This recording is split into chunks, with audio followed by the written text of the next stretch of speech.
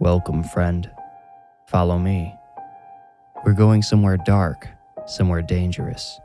Most people would never dare enter the place we are going. There's no telling what horrors we'll find, what terrors we'll uncover. Don't say I didn't warn you. We might discover terrible monsters lurking there. Be careful, they could follow you out, or maybe they're already inside you. Are you afraid?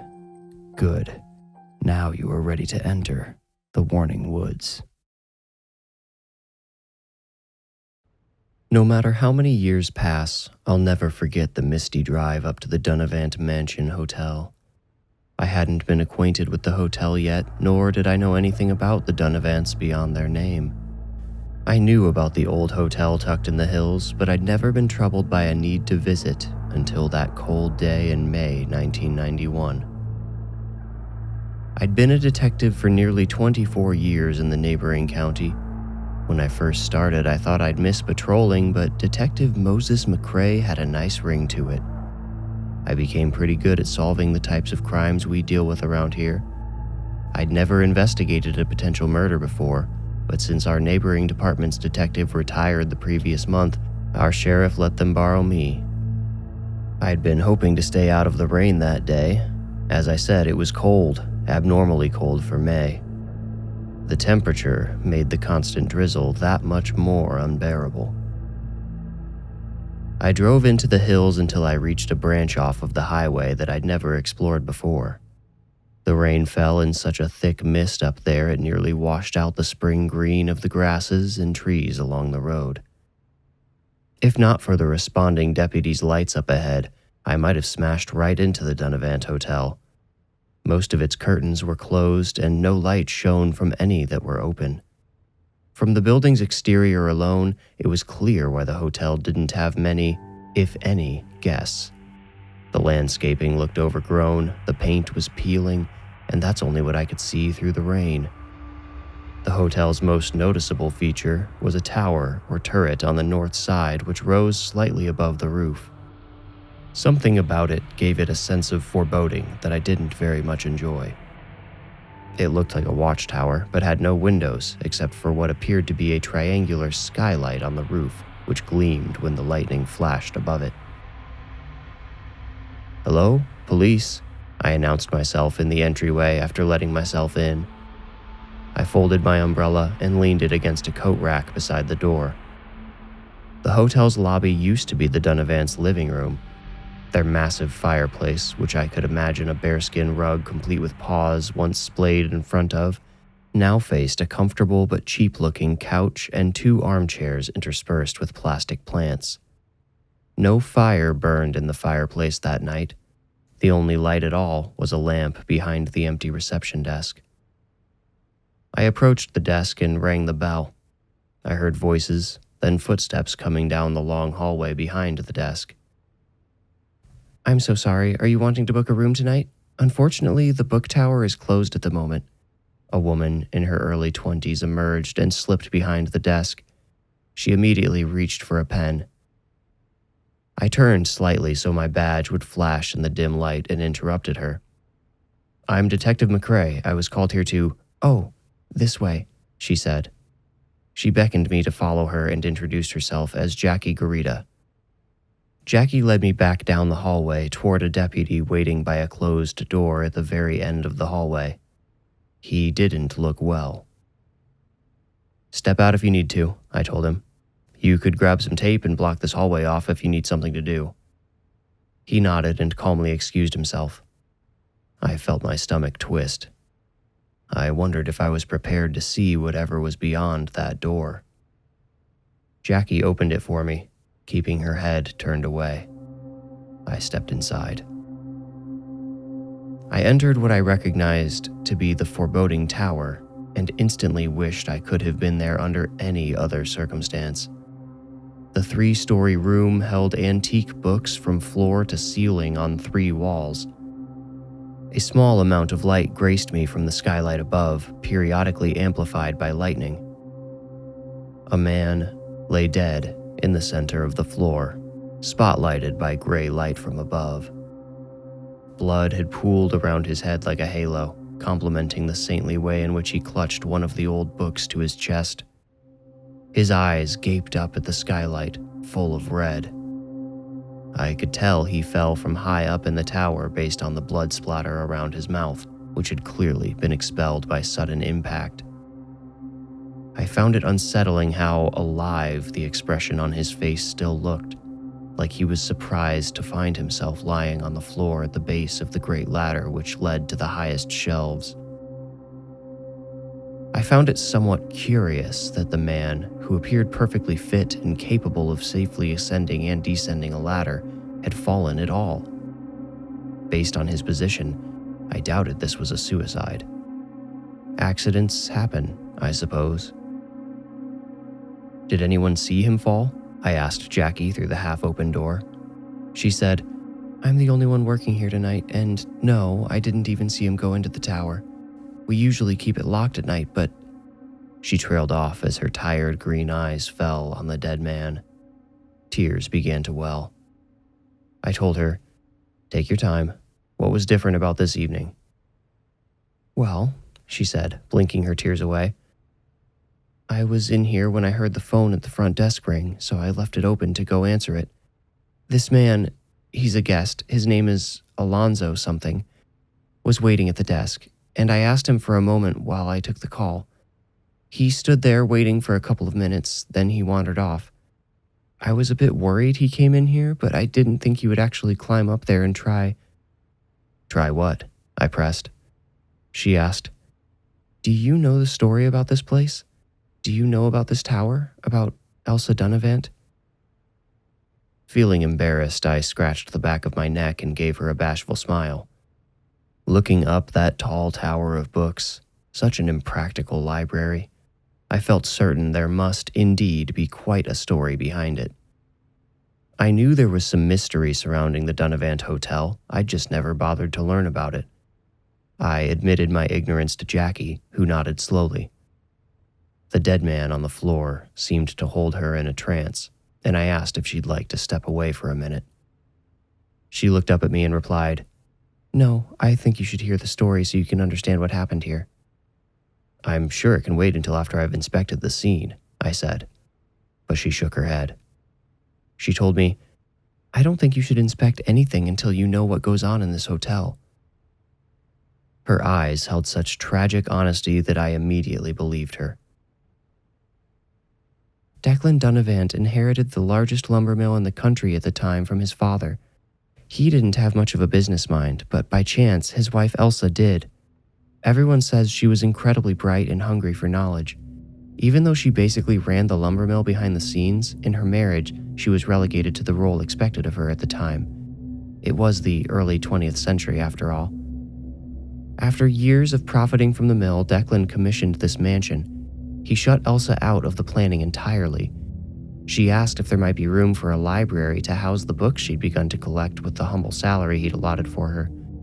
Declan would say whatever he wanted to convince Elsa to believe he would include her library somewhere in the blueprints. One night, Declan drank too much whiskey and fell asleep in his office. Elsa went to check on him before going to bed and saw he had the blueprint for their new home open on the desk under his head and arms. She slid the blueprints out without waking him and looked them over, searching for the library she'd already begun to love even though it was no more than a thought. She searched and searched, going over the plans for both floors. None of the rooms were unlabeled, nor were any marked library. Furious, she shook her drunk husband awake and demanded he add her library to the plan or she would no longer manage the mill for him. He would need to find someone else, likely someone who would cost astronomically more than her if he continued to deny her one request. She wasn't sure he would remember it in the morning, but Declan came to her and told her he would figure something out. The next morning, he told Elsa he would set up a meeting between her and the architect to draft plans for her library. The next day, the architect came to her and unrolled the blueprint on the coffee table in her living room. On the north end of the mansion, he'd drawn a small square labeled Books. According to the marks on the blueprint, she'd only been allowed a 15 by 15 foot room in which to house her library. Outraged, Elsa demanded the architect sketch a larger room, but he insisted that Declan had warned him she would complain and said to be firm about the dimensions of the library. Elsa wasn't even sure the tiny room would be large enough to house the books she already owned, let alone any she might collect in the future, and she had grand intentions of collecting more in the future. Elsa loved books. She loved knowledge. She had quite a bit already, as well as a sharp wit. She asked the architect what Declan's exact instructions were, and he told her he'd said she could have a 15 by 15 space on the north end of the house. "That's all?" she asked, and the architect said it was. So Elsa sat down with him and drew up the plan for a 15 by 15 foot tower that would rise an extra story above the rest of the house. The architect warned her Declan would not allow it, but she reminded him Declan had instructed her to work out the details with him and said she didn't see any reason to bother him about the tower before construction began. She told him he would be compensated for the extra labor and materials, of course. A few weeks later, the construction crew broke ground on the brand new Dunavant mansion. The architect, who some say might have fallen in love with Elsa's self-assured nature, kept the tower a secret until it became too obvious to hide, and by that point, it was too late to cancel. After this house was finished, the Dunavants moved in. Elsa filled the first level of the book tower with what she already owned and began to grow her collection upward, quickly filling the empty shelves which rose 3 floors up. She found books everywhere she could, and within 5 years she'd filled the tower nearly to the top.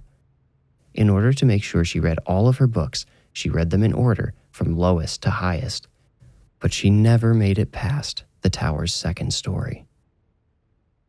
Elsa used an enormous custom-built ladder, the same which is in there now, to reach her books. The servants begged her to ask them to assist her whenever she climbed the ladder, but Elsa was impulsive, which is a nice way of calling her impatient. She didn't want to have to go looking for the servants every time she wanted to start a new book. She didn't have to move the ladder that often anyway. Usually she could reach the next book in line without shifting it at all. I said, "Oh, I think I see where this is going." "If you do, you really must be an amazing detective."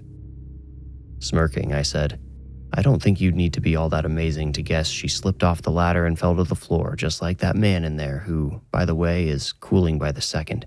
I really should call the medical examiner's office to see if anyone's on the way yet." Jackie said, "The story's almost over, and I think you'll understand what's going on here much better if you hear it all." I said, "I suppose the young deputy out there will come back soon. I'll ask him to check in with the ME. Go ahead, finish." I said this more impatiently than I felt, just to keep things professional and moving along. My tone didn't damper the playful excitement behind Jackie's eyes, which only intensified after I'd guessed about Elsa Dunavant's demise. I knew she fell. I was starting to remember hearing her story when I was younger. I remember something about a lady falling from a tall ladder and... "Her leg slipped and got stuck between 2 rungs," Jackie continued. "She'd been reaching for a book. Otherwise, her whole body probably would have gotten stuck and she probably would have lived. Instead, her caught leg broke and her body twisted underneath the ladder. The swaying caused it to tip toward her. It almost flipped over, but just before it did, Elsa fell from it, swan diving toward that stone floor." "Tragic," I said, sounding as neutral as possible. Jackie narrowed her eyes and said, "That's the story they put in the newspaper, anyway." I raised my eyebrows and laughed. "Oh, please do go on," while earnestly hoping she would. "One of the servants happened to be passing this hallway when they heard Elsa Dunavant hit the floor. The servant felt scared and froze in place. That's when she witnessed Mr. Declan Dunavant himself emerging from the book tower and shutting the door stealthily behind himself." I interrupted again. "Let me guess, the wealthy and powerful Mr. Dunavant managed to withstand the testimony of his servant and got off scot-free?" "Hey, you almost nailed it," Jackie said with an authentic laugh. "Nobody ever even heard the servant's testimony. That's how much influence Declan's wealth bought him back then. He immediately fired her and made public statements about how the neglect and apathy of the servants led directly to his wife's tragic demise." "So how did you hear about what she saw?" I asked.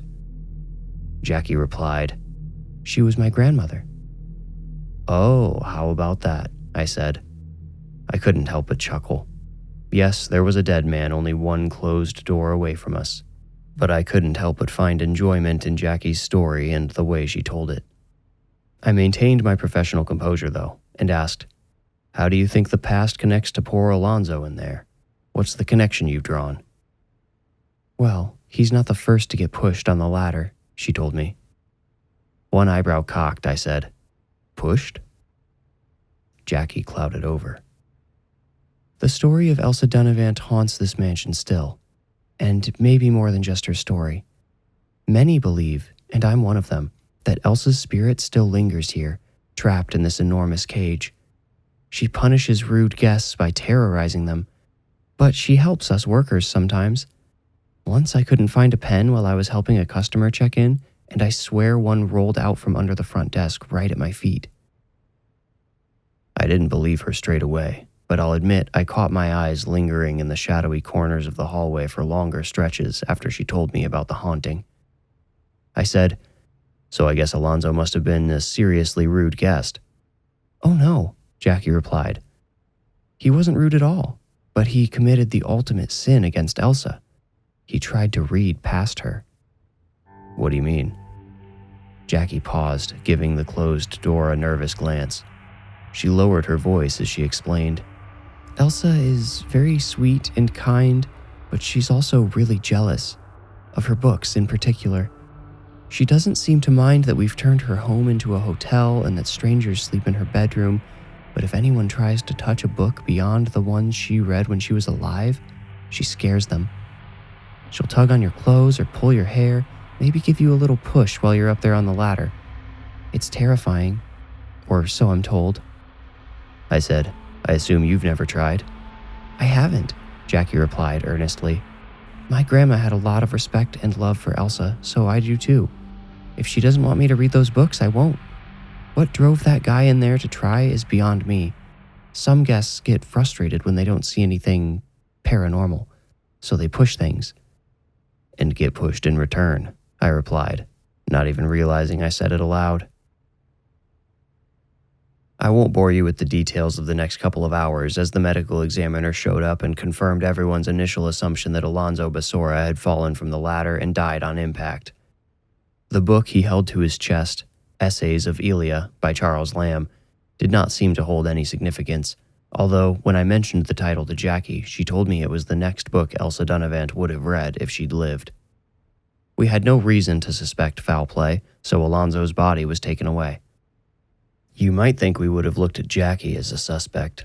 She was the only other person there and had motive, defending the honor of the late Elsa Dunavant, who she clearly held a deep respect for. But the ladder in the book tower was sturdy and very heavy, and Jackie, who stood around 5'2" and couldn't have weighed more than 115 pounds, was unable to move it when I asked her to try.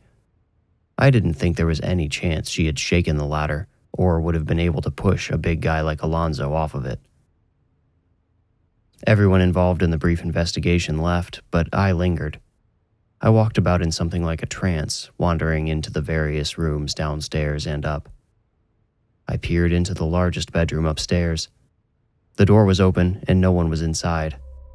It didn't look that different than it might have in the early 20th century. The four-post bed was unmade, but it was empty now.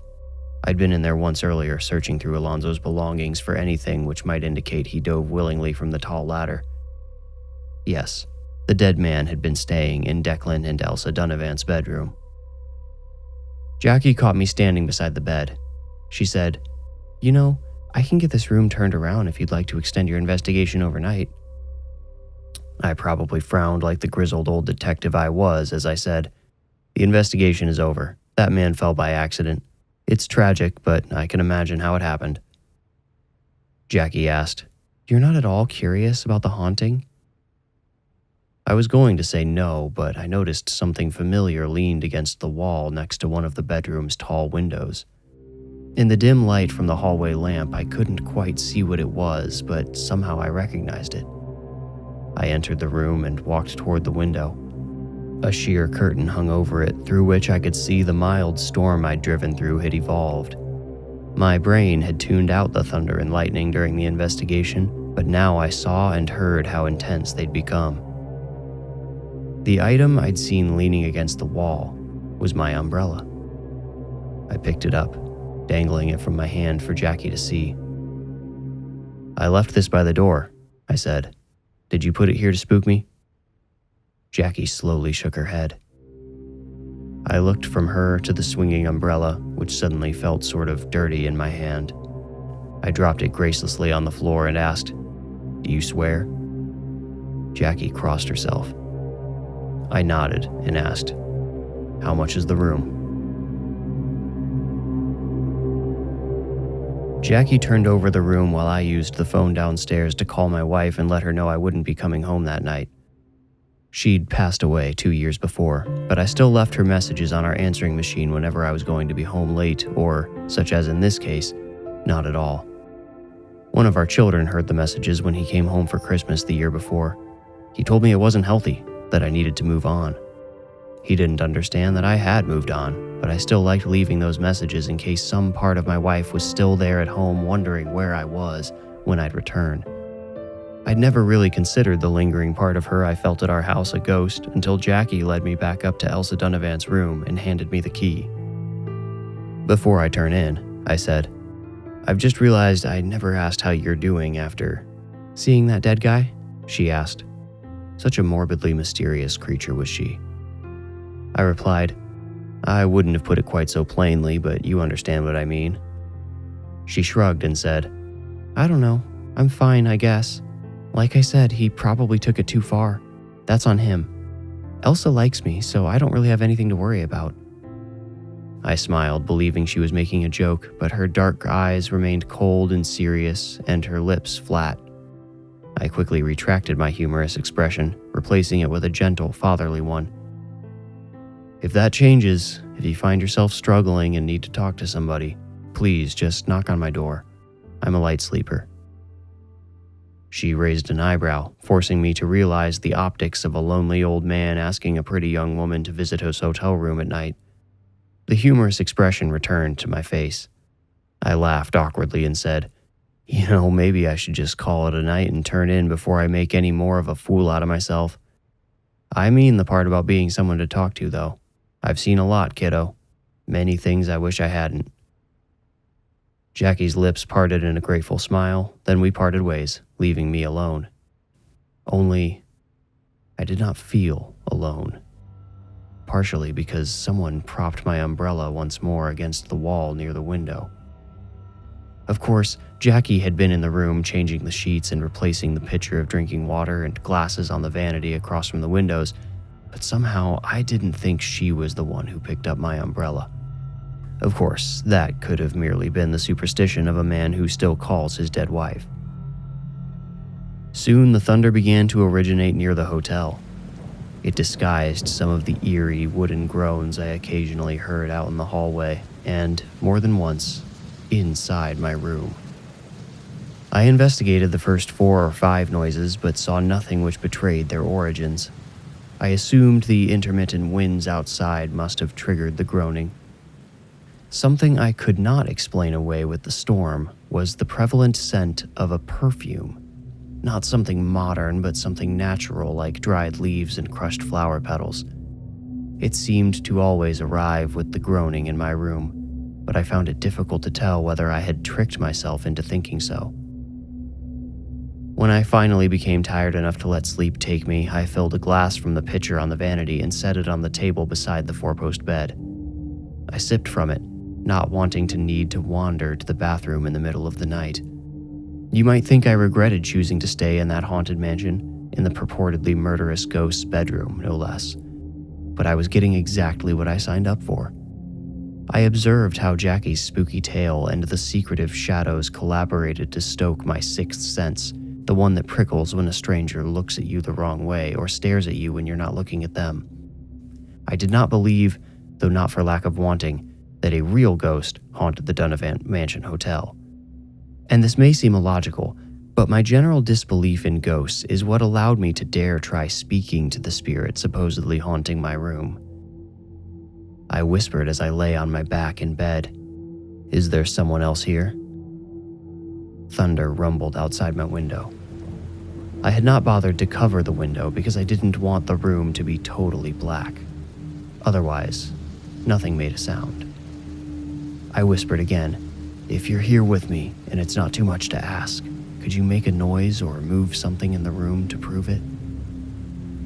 Elsa Dunavant, if the ghost really belonged to her, apparently still held herself in status as master of the house. She would take no commands from me, or, I assume, anyone else. Without making further attempts to communicate, I turned my eyes to the window to watch the clouds pulse with electric light and drifted away to sleep.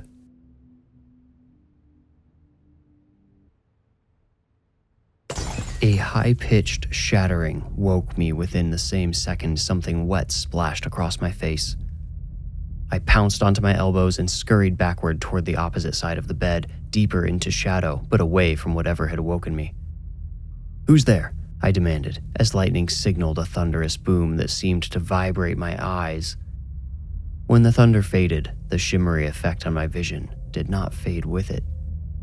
My view through the window looked slightly warped and faded, like looking at a Polaroid of the window instead of the real thing. In the corner of my eye, I could see the base of my water glass standing upright on the end table. Triangular splinters of glass poked up from it. I would need to be careful moving, as it seemed the rest of the glass had flown elsewhere. Water dripped from the lip of the table into a puddle on the floor. I could hear it dripping even over the rain pattering on the window. It was in observing the broken glass that I realized the effect on my vision only applied when I looked toward the window. I rubbed my eyes, but it remained, a transparent obstruction in the shape of a woman in a dress floating in front of the window. "Elsa Dunavant?" I asked almost involuntarily. The shape disappeared. I felt alone again, which made me realize I'd felt the opposite just a moment before. I'd sensed the presence of another, and now I'd seen her. However, I'd been startled out of sleep in a foreign place during a storm, and I told myself I might have concocted the vision without intending to. That it was a carryover from whatever fleeting dream I'd been enjoying before I woke. But the reason I woke, the shattered glass, I could not explain. It had not fallen on the table or next to it. I noticed a glittering on the floor by the window, by my umbrella. This is when I came to the steadfast conclusion that my room was haunted. I left the bed and walked toward the window to examine the glass more closely. One piece landed closer to me and remained hidden in the shadows, which caused me to step directly onto it. It pierced the soft middle of my foot. I stumbled back toward the bed, catching myself against the mattress and sliding to the floor. I held my foot in the faint light from the window to check the damage. Judging visually, the shard protruding from my foot was less than half an inch long, nothing which would cause lasting damage, but the wound bled profusely when I pulled the glass out. I found one of my socks, put it on, and considered where I might find a bandage. I had a first aid kit in my car, but before going all the way down there in the storm, I decided to visit Jackie down at the front desk. She saw me limping and said, "Uh-oh, what happened?" Her tone and expression conveyed calm nearing on boredom, but she started moving immediately. She pushed out her chair, which knocked against the single lamp behind the desk, making the whole room's light sway left and right until steadying in the center above Jackie, holding a first aid kit. I made many apologies as she bandaged my foot. I told her about the broken drinking glass upstairs and how the shards had all mostly ended up by the window somehow. I said, "It's almost like she left a piece closer to the bed just to hurt me. Is she angry that I'm sleeping in her room or something? Is she normally this spiteful?" "She can be," Jackie replied. Then she said, "She followed you down here, you know." "She did?" I asked, turning to look back at the stairs. I could not see anyone, though. Look carefully at the shadows and try to figure out where the light is coming from. It looks like she's watching us from the landing," Jackie told me. I tried to see what she meant, but I could not make out any ghostly figure on the stairs. Jackie wrapped the gauze with the hands of an expert, and I asked why that might be. She explained she'd gone to school for 3 semesters to become a nurse, but her mother's health started to deteriorate, which forced her to move back to care for her. Her mother's pension covered much of their living costs. She'd lived in the same house for 40 years, her car was paid off, not that she could drive it anymore, and she didn't eat much. Her biggest monthly expense was her prescription. What little the pension didn't cover, Jackie made up for at the hotel. She said she applied for the position because she thought it would be cool to work where her grandmother once worked and in a similar role. One of the stairs groaned, causing me to whip my head back around. I now saw what Jackie meant about the light. The shadows on and near the stairs were shrinking as a pale light with no visible origin descended. It looked like the faintest spotlight, although the light was more yellow in color than a theatrical light. It looked like the ghost of a candle's glow coming down the stairs. If it hadn't been moving, I never would have noticed it. I also caught a whiff of a natural perfume that smelled like dried leaves and flower petals, exactly like my room upstairs. Jackie made me jump when she called over my shoulder. "Hello, Elsa. I hope we aren't bothering you. This is Detective McRae. He thinks you broke his glass and that he might have done something to offend you." The familiarity with which she spoke to the ghost set part of my mind at ease. I watched the glow now positioned at the bottom of the stairs with refreshed curiosity. After a few seconds, I turned to Jackie and asked, "Should I try speaking to her?" Jackie waved her limp hand toward the light in a gesture that said, "Go ahead and try." "Hello again, Elsa," I said, shirking the immediate sense of shame I felt. The shame stemmed from a fleeting doubt, an idea that Jackie might be orchestrating all of this to convince me of a ghost's presence. I didn't want to be another foolish old man falling for the tricks she designed to keep guests interested and coming back. Although, I supposed a death on the property would probably serve that purpose well enough for the next few months at least. With the fleeting doubt banished, I spoke a little more. "I'm so sorry if I've offended you by being here. I only wanted to know more about what led that man in the book tower to die today. I don't want you to think I'm accusing you of anything, but the story Jackie here told me about you makes me wonder if he did something to you before he fell. If you pushed him, which I'm not saying you did, I wonder if you may have had a good reason."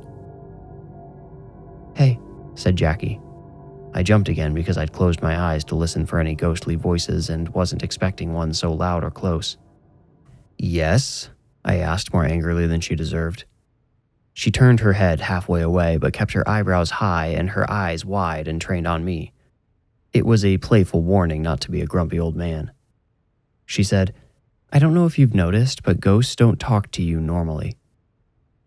I was about to ask what she meant, but she'd gone under the desk in search of something. I watched the faint light near the stairs, noticing faint movement in its edges like candlelight held by someone with weary arms. Jackie emerged holding a roll of white paper and a homemade device made of a triangular piece of cardboard with thumbtacks poked through 2 corners and a pencil poked through the 3rd. The thumb parts of the tacks stuck out on the same side as the pencil lead, presumably so they could glide. Jackie said, "It's crude, I know, but it works. Come on, let's go to the table over there." She gestured to the lobby where a couch sat across a low table from 2 armchairs in front of the fireplace. She gestured for me to have a seat on the couch and sat in one of the armchairs. I sat at the edge of the couch to be directly across from her as she unrolled a length of paper across the table. "Okay, I'm going to hold on to the pencil. You put your hand on the planchette, but make sure your fingers are touching mine too. Got it?" "Planchette?" I asked. "The cardboard thing. Touch the cardboard and me, both at the same time, okay?" I hesitantly reached my hand down to the device she now held on top of the paper. She waved her free hand in a circular gesture telling me to hurry it up.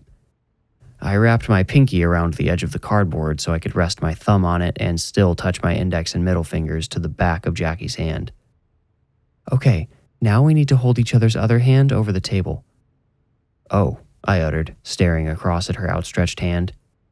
My baked-in awkwardness at the innocent gesture must have showed, because she gave me a disapproving shake of the head and said, "Don't make it weird." I gave her my hand. "Now close your eyes and ask your question again. You'll probably feel the planchette move. Let it and don't try to guide it. I want you touching my hand so you know I'm not moving it." I closed my eyes and said, "Okay, let's do this. Elsa Dunavant, my name is Moses McCrae. I'm investigating a death, an accidental death that happened in this house earlier today. Could you tell—" Jackie interrupted. "Give her a few seconds to start writing if she's going to." "Ah, all right," I said. I stayed quiet until Jackie told me to try again. Did that man fall because he upset you?" I felt and heard the couch depress beside me.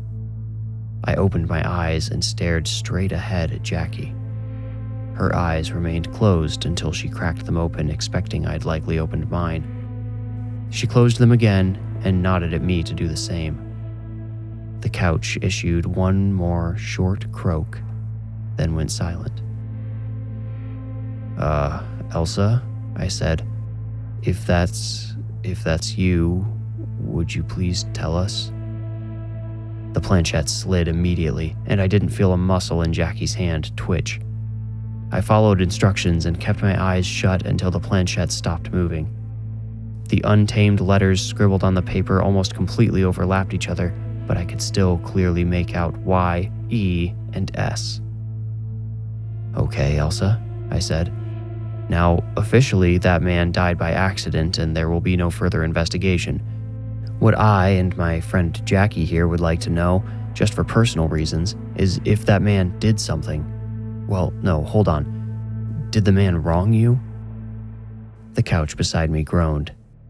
I felt the cushion raise and feared my question had angered Mrs. Dunavant. Then the planchette moved. Why did the couch groan whenever the planchette moved? It's as if to interact with a physical object she became subject to gravity again. Perhaps that's why I could hear her creaking across the floors that night. She was so desperately trying to exist here, to really be here, that she wanted to hear the familiar groans of the old house as she stalked its floors. The planchette stopped. Our eyes met as Jackie and I opened them. She looked as nervous as I felt awaiting Elsa's answer. The planchette had simply drawn a circle around the word yes. "Hi, Mrs. Dunavant," Jackie chimed in. "I just wanted to make sure you know we really aren't trying to upset you. This man, this detective, I just told him what Grandma saw. I know it was a really long time ago, but what if he could bring you justice? Would that bring you peace?"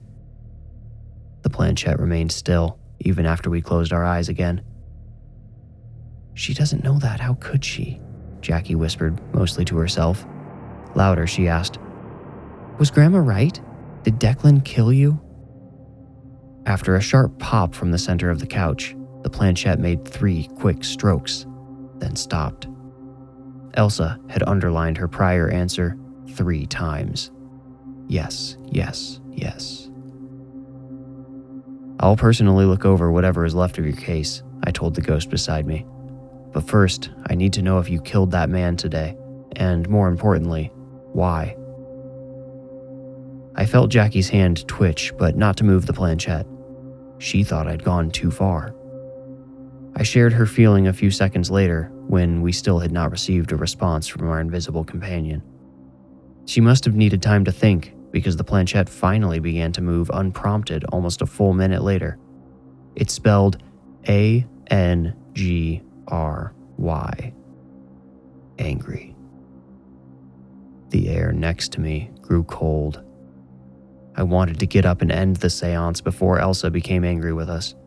What kind of person, spirit or otherwise, was willing to kill a man simply for upsetting her? Jackie filled the silence for me. "Did you mean to kill him, Elsa, or just startle him? Was it an accident?"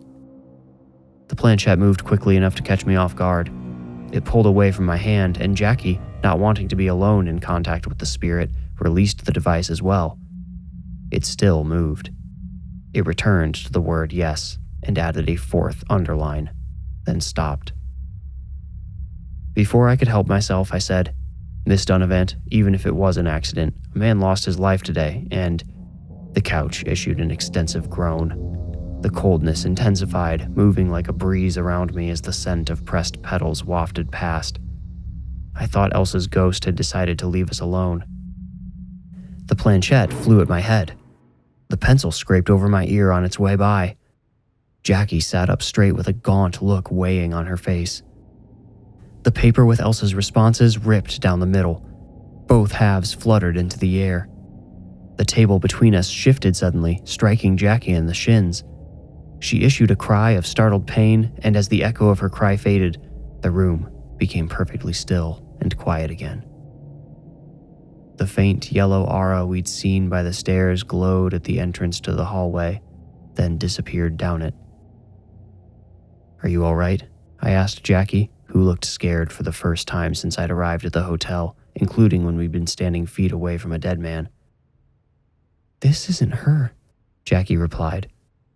"You think the spirit belongs to someone else?" I asked. She shook her head.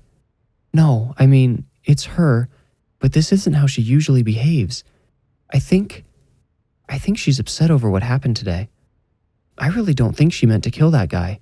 She probably just overreacted. I bet she's got all kinds of anger built up. It must be torture to be trapped in your own house, to watch it change, for strangers to come and go, and..." She looked at me a little guiltily. "Sleep in your bed?" I said, "I'd never really believed in ghosts, but I'd always imagined them like flashes of memory, like projections from the past, echoes. But this one seems like Elsa Dunavant's very consciousness, the same which resided inside her living body, come back to our world from the other side." "And she's angry," added Jackie. After a moment's pause, I said, "Jackie, I don't know if anyone is really safe here with Elsa's spirit behaving this way. What if she becomes angry with you?" "Well, I know better than to climb that ladder and touch her books," Jackie retorted. "I know, but look what she did with the table just now. She can be violent. She's unpredictable." Jackie shrugged, seeming somewhat frustrated with me, but I think her frustration lay more with the general situation. She said, "Well, don't waste any time reopening her case then. The sooner we can put her at ease, the safer everyone will..." "That's going to take too long," I interrupted. She stared at me, expecting more. I had something more, but I struggled to find the words. I bunched up the torn paper and threw it into the fireplace, surprised to find my own actions driven by a touch of anger. I tend to grow angry in unfamiliar situations. Pointing at the wadded paper, I said, "She can communicate, so I say let's go talk to her. I'm going to follow her down that hallway and see if there's anything we can do to calm her down until I have a chance to look at her case. Otherwise, how am I supposed to feel comfortable leaving you here with her?" "I really think you should just leave her alone," Jackie said, but I could tell from her tone that she already knew she'd lost the argument. I grabbed the roll of paper off the crooked table, recovered the planchette, and stormed down the hallway in pursuit of the glow. I thought the storm had mostly subsided, but as I marched toward the book tower, I began to hear faint thunder outside. I thought I heard a little rain, too. But as I neared the tower, the rain sounded less like pattering droplets and more like fluttering paper. Also, rather than fading, the thunder remained constant, arriving in quick bursts. Nearing the tower door, I realized the sounds were not thunder and rain at all, but books. Falling books. I leaned forward and sprinted to the door, bursting into the tower. The only light inside came from flashes of silent lightning through the skylight. The sporadic flashing illuminated a cascade of books crashing from the high shelves to the floor below. The lower shelves had already been emptied, and the expansive pile of books on the floor was too large to let me enter even if I'd wanted to brave the downpour of heavy antique volumes. A few seconds later, and I wouldn't have been able to open the door. "What's happening?" I heard Jackie cry, scared and desperate. "Stay back," I shouted. It was difficult to hear or be heard over the sound of so many books flapping through the air and crashing on top of one another. Some of the books bounced off of ladder rungs and spiraled like projectiles toward other shelves or directly at the door. I tried to close it, but already the pile of books had collapsed in front of it, preventing it from moving. I waved Jackie back, and we jogged away from the disaster in the book tower. We hid behind the front desk together, listening as the raspy thuds of books grew more sparse and eventually stopped altogether. To destroy her life's work, the very collection for which she allegedly died, Elsa Dunavant must have been irreconcilably upset, I thought. Was she angry with me, with Jackie, with both of us? Or was it neither? Was Elsa angry with herself for killing that man earlier? Had our seance simply caused her shame and regret to boil over? The lamp behind Jackie's desk felt like a force field around us. Once things calmed down in the book tower, Jackie asked if I'd like a cup of coffee. Not expecting to sleep anymore that night, I graciously accepted, and she put on a fresh pot. The fresh coffee, the dim light, the dwindling storm, in the absence of spectral activity, these all created a cozy atmosphere which evoked a long and soulful conversation between me and my young companion.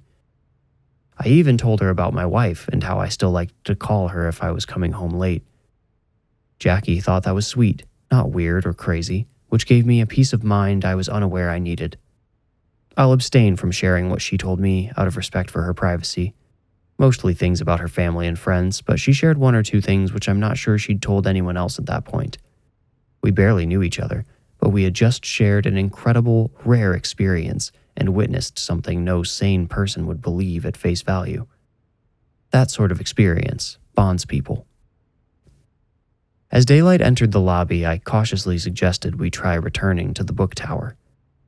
We'd not detected any sign of Elsa Dunavant since the books fell, which made me wonder, if only briefly, whether a person living or dead might be capable of taking on enough guilt to entirely unravel and destroy themselves, in Elsa's case, making her literally vanish. Having become fast friends, Jackie and I made each other feel safe as we walked down that hallway again, approaching the large door at the end held open by fallen books. Once there, I leaned into the tower, peering up at its looming empty shelves. None of them are broken, I observed. She must have pushed every single book off herself. She must have been so upset, Jackie whispered. I mindlessly picked up the book closest to my right hand. Poems by Grace Greenwood, published in 1850. Think she read this one, or do I need to avoid ladders for a while? I asked, surprised at myself for joking. Jackie looked surprised too, but then her expression changed to one more thoughtful. There's a way we can know, she said. I asked how. Well, way back when the new owners wanted to turn this into a hotel, they got a grant from the Historical Society to do the renovation in a way that would maintain the spirit of the original home. I'd say they succeeded, I joked again. Jackie actually laughed out loud, a sound which brightened the book tower enough that when she told me to stay there while she retrieved something, I felt comfortable doing so. Jackie returned with a binder, which she held triumphantly over her head as she walked back up the hallway. What's that? I asked. It's a record of every book in Elsa's collection, she said proudly. They had to log them for the Historical Society, and look, whoever had that awful job put a mark where Elsa is thought to have left off. She showed me a page about 4/5 of the way through the binder on which a red arrow pointed between two titles. It was labeled Elsa's End. Somehow, despite everything I'd seen, that arrow seemed the most surreal. These are cataloged in the exact order Elsa kept them, Jackie said. Knowing how protective Elsa can be, the owners were prepared to put every book back in the exact order she had them if something ever happened. I don't think they expected this, but... What's the first book she missed? I asked, leaning down toward the binder. Essays of Elia by Charles Lamb sat just below the red arrow. The same book the dead man had clutched on his way to the floor. Let me know if you come across this one while we're putting these back, I said. Jackie's eyes widened, but softly, out of grateful surprise, not criticism like every time before. What, do you think I'm going to leave you to piece this library back together on your own? I asked. Mr. McCrae, call me Moses. We're friends now. I was glad to see her smile at that. Okay, Moses, you know other people work here too, right? I'm just the only one here right now. I'm sure the owners will pay a little overtime too. I want to see this to the end, I said. This whole experience has given me a new outlook on life and death. And look, if it were my ghost trapped here or my wife's, I hope someone else would do the same. It's going to take all day, Jackie warned. I shrugged. Maybe longer. So let's get started. We started by sorting all the books before and after the red arrow. Those which came after, we placed outside the book tower in the hallway to save some space. The rest we began shelving out of order just to get them out of the way. The books which belonged on the lowest shelves were buried at the bottom of the pile, so our progress started slowly. We got hungry and needed to fill ourselves with more than just coffee, so Jackie locked up and I drove us to Glenn's Diner at the bottom of the hills.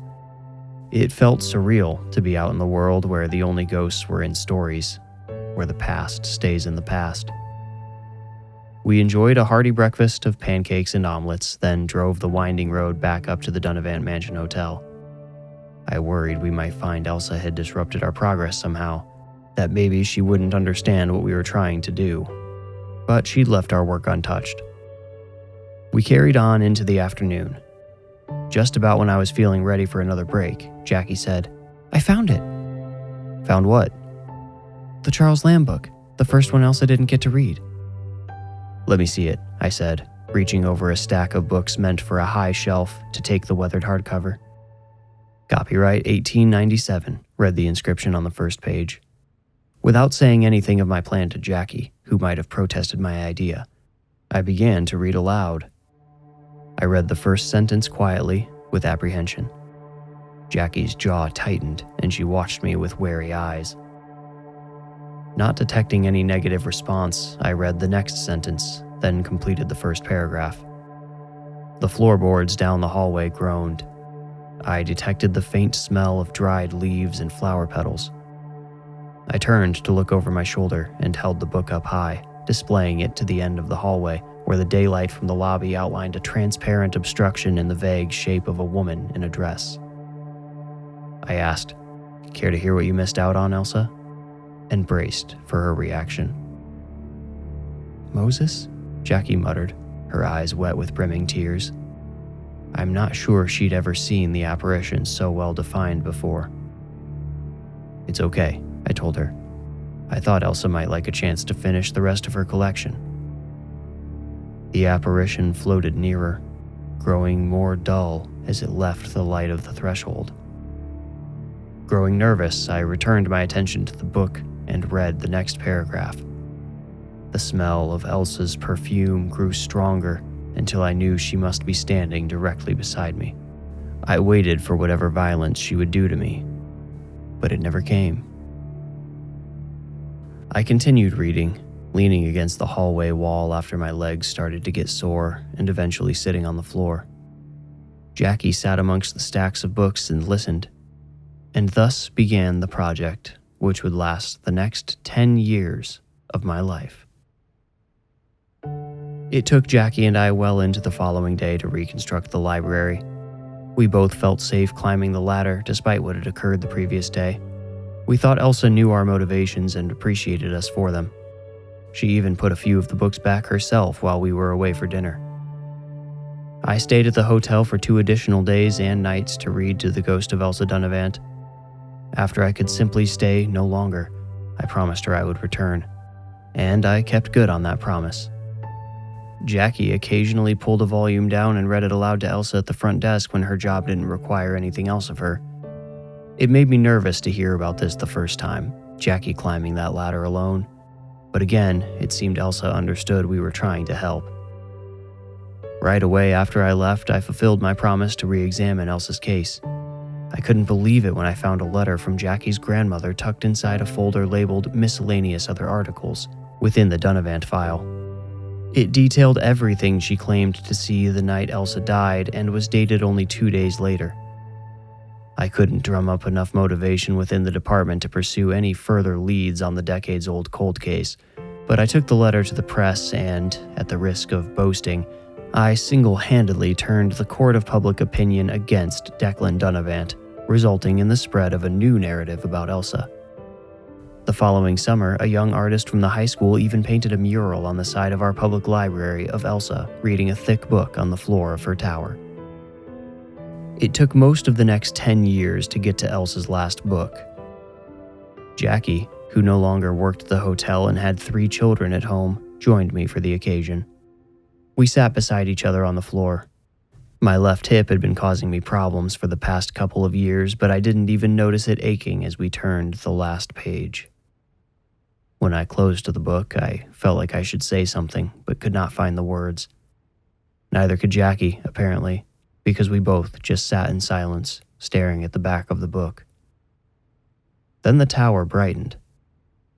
I looked up and saw the skylight glowing brighter than I'd ever seen. Its glow consumed the top of the ladder. This happened in the evening. The sun should have been dulling, but the light intensified until I could no longer look at it. And as the light grew brighter, the scent of Elsa's perfume faded.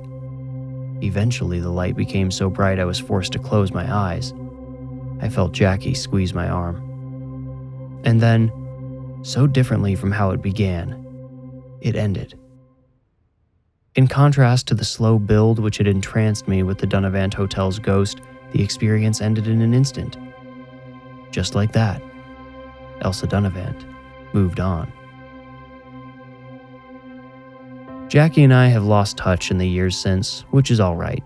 She's in the middle of her vibrant life, and I'm at the gray end of mine. I used to fear death, but not anymore. I stopped calling my wife some time ago too.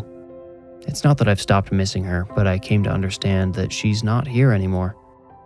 Now I know what it's like to be in the presence of a ghost, and I don't feel that here in my home. Soon, I'll be joining her wherever she is, and I have that to look forward to. I wonder if Elsa will be there too. If she is, we'll have plenty to talk about thanks to all the books we've read together. It will be a heavenly book club, and someday, hopefully a long time from now, Jackie can join us too. I suppose I have a lot to look forward to.